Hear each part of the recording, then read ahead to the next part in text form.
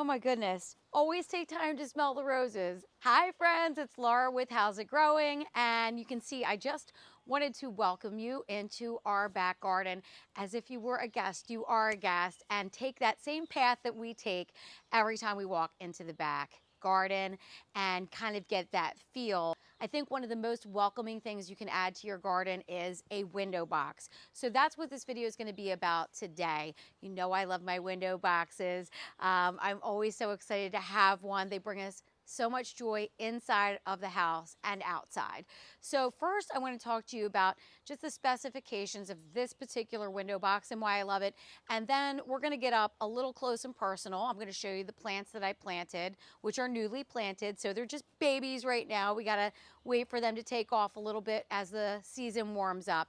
But we'll get up close and personal with those plants. I'll tell you what I planted, how I planted them, and some tips for just continual color and blooms throughout the growing season. So this is the Mayne Fairfield window box, and it's 60 inches. So this is a nice, big, long, substantial window box that's going to hold a lot of plants, and it's also going to give you a lot of coverage. You can see I've got 2 windows here, and it extends the full length, which is great. These do come in other sizes and other styles as well.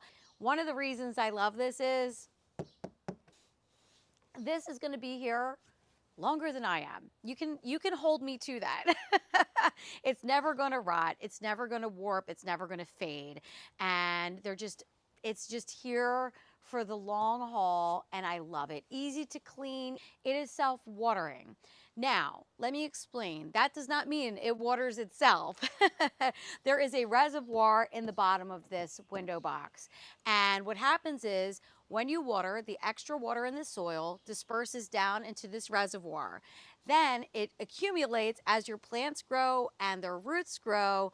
Then they're able to pull up water from this bottom reservoir. It's really nice to have the self-watering feature, so I don't have to keep tracking in here with my hose, and it just takes care of itself. I love that. If you go on vacation, you know, these are things that you think about when you plant up your window boxes. So you'll want to keep this steady watered, keeping an eye on it for the first few weeks as your plants are establishing, and then you'll be able to step away a bit and let that reservoir tank take care of it for you. Now you can get extra fancy, and I like fancy, so I opted for getting extra. They have these corbels that go on the ends here, and I think they give it like a little extra pizzazz and really cottagey touch that I love, and I love to incorporate in the garden.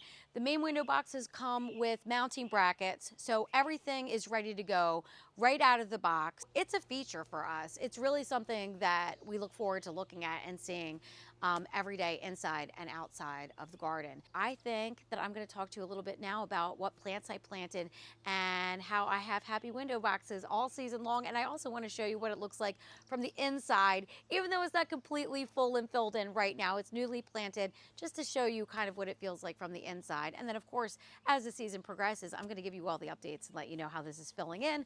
But let's get up close and take a look at the plants.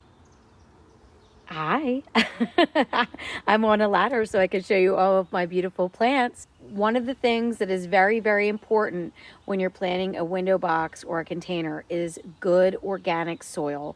So that is number one. I will always make sure that I have nice, fresh, organic potting mix in my containers and window boxes. I added a slow release organic fertilizer, some flower tone in here. So that is very important. If you want all the blooms, you need to make sure that you have the nutrients feeding these plants, especially in a container or a window box where those nutrients are getting washed away. And it's a smaller place that you're growing in. So you want to make sure to feed your plants.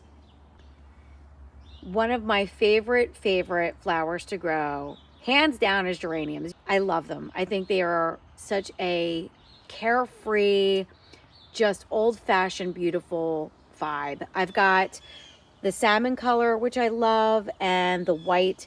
And there are 2 different varieties where this one is actually going to fill in and get a little bit more bushy and traily. And the salmon one is a little bit more upright. So I think combining those 2, and then I just alternated throughout the window box with those 2 colors.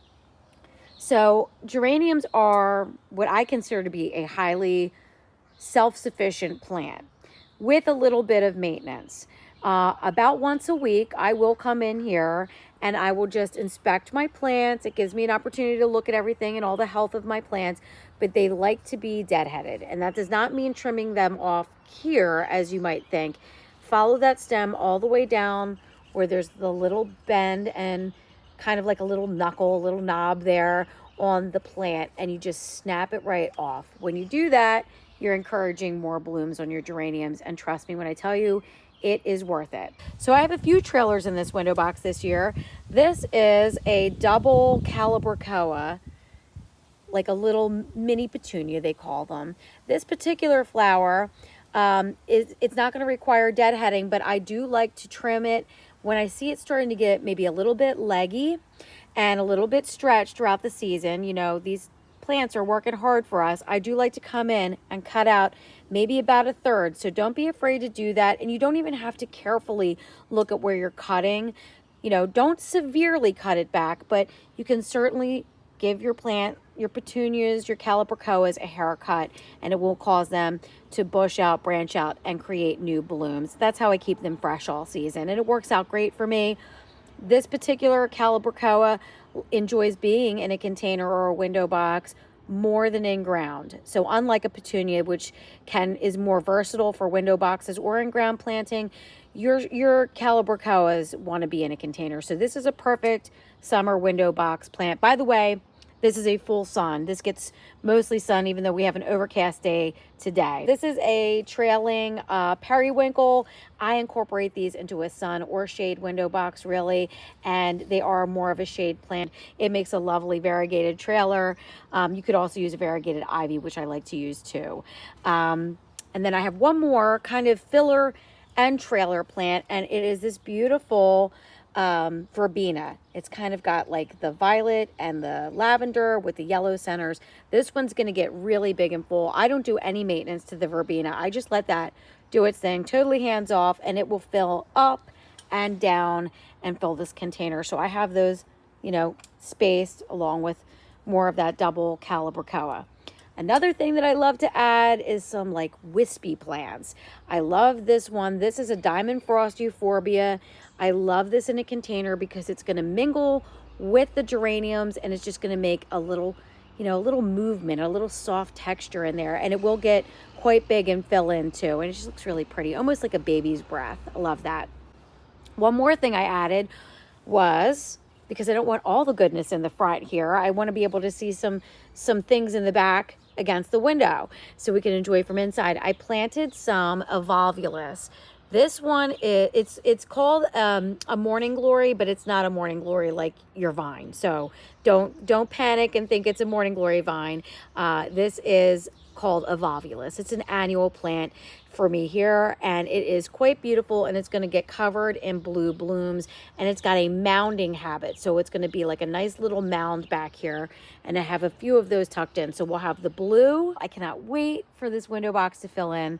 I hope this gave you some great tips for your window boxes, and definitely check out Mayne. I cannot recommend them enough. You can see the quality. I love the paneling and the decorative look of them. It looks like wainscoting, the raised panels. It's just so pretty, and I love it. And I think you will too. And this is our little seating area, but you see just how beautiful it is to see that from the window. Oh, it just makes me so happy. And then that evolvulus is going to fill in the blue flowers back here. So we'll have that kind of floating above there. Oh, I can't wait till it fills in and to show you guys how pretty it looks. It looks beautiful right now, so it's only going to get better from here. Hello, friends. It's been about 2.5 weeks since I filmed that initial video, and I wanted to come on with an update and just show you how quickly these things fill in. It's really amazing to me to see the difference. You can start to see the plants spilling over the side of the window box here, and it just is starting to look so full and beautiful. I cannot wait to see it fill in more over the season, but I was really excited to share an update. And I have some of those pretty blue flowers on the inside to show you too. So I'll go in and let you take a look at that too. Hello, just wanted to do a quick inside update too to show you how that beautiful blue evolvulus is filling in like I was telling you about. And you can see all the beautiful color and how everything is just filling in and getting so big. And this is a great example of a spent geranium that I will just break off where I showed you there. And things are just going to continue to fill in and flourish for weeks and weeks to come. I love it.